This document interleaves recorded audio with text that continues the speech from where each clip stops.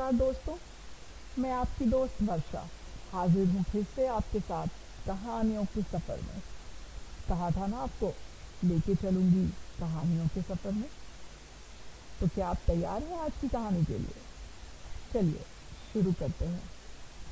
आज जो कहानी मैं आपके लिए लेकर आई हूँ उसे लिखा है कृष्णा सोबती जी ने। कहानी का नाम है नफीसा। नफीसा हंस रही थी। मौत के सर्द बिस्तर पर बैठकर हंस रही थी। भोली बच्ची नहीं जानती कि उसके अम्मा और अब्बा अपनी गोद से उतारकर उसे हॉस्पिटल में क्यों छोड़ गए हैं। सर्दियों की उदास शाम, आंगन में खेलते हुए उसके भाई बहन बाहर से आकर अम्मी से लिपट गए होंगे। अम्मी दुलार कर प्यार कर उन्हें बिस्तर में लिटाकर थपकियां दे रही होगी। लेकिन हाय, ये प्यारी सी बच्ची जनरल वार्ड में घर वालों से दूर। सिस्टर कह रही थी, देखिए जरा सी बच्ची है, 7 साल की होगी, कुछ ही दिनों की मेहमान है। बड़ी बड़ी आंखें और उन पर काली घनी पलकें, गोरा रंग, पतले पतले अधर, मासूम अनजान लड़की पास पड़े हुए मिट्टी के खिलौनों से खेल रही है। खेल रही है तो खेलती ही जाएगी। नर्स आएगी, दवा पिलाकर लौट जाएगी। तीखी हवा दरवाजे और खिड़कियां खटखटाएगी। बाहर वाली रात में सितारों की रोशनी झिलमिलाएगी और फिर आखिर में आंधी के एक झोंके के साथ बुझ जाएगी। बच्ची खेलती जा रही है, खेलती जाएगी।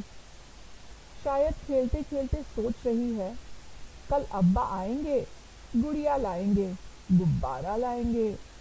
आहा, अम्मी भी आएगी। आएगी तो, पर लौट भी तो जाएगी। क्यों नहीं वो मेरे पास रहती? वह अच्छी नहीं है। ठीक है, अम्मी खराब है।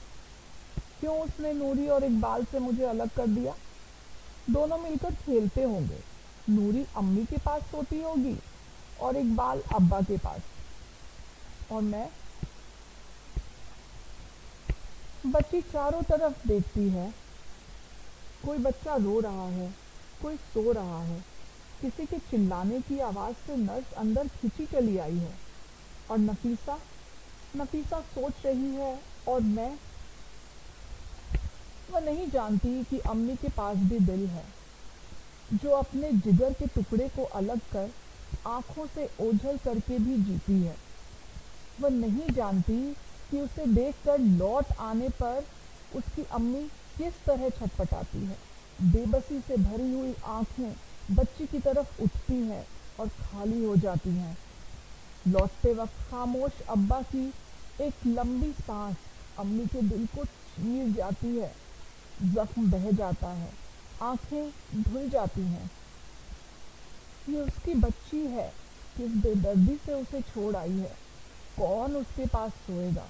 माँ जानती है कि उसकी अभागी मासूम नफीसा इस सर्द रात में अकेली सोएगी, और उसकी विवश बच्ची यही सोच सोच कर रोएगी। बच्ची फिर हंसती है, खेलती है, हंस हंस के दिन और रात झेलती है। लोगों का ख्याल है वह सांस पूरे कर रही है, लेकिन वह फिर भी हंसती है। वह जीवन का मोल नहीं जानती, मौत को भी नहीं पहचानती। उसकी आंखों में भोलापन है, सिर्फ भोलापन।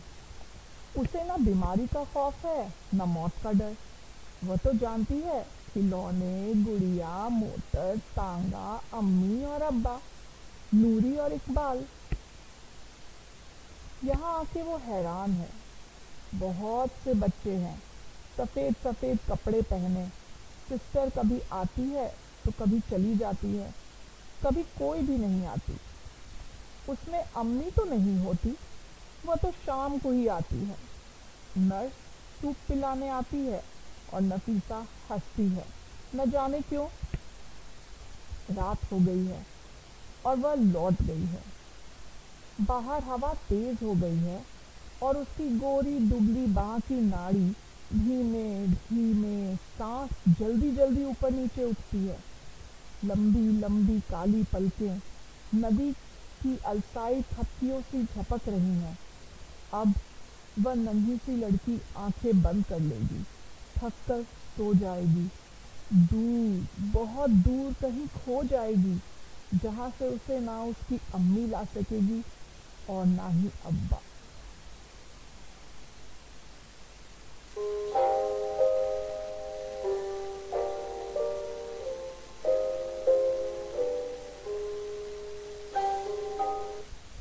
आशा है दोस्तों आज की कहानी आपको पसंद आई होगी।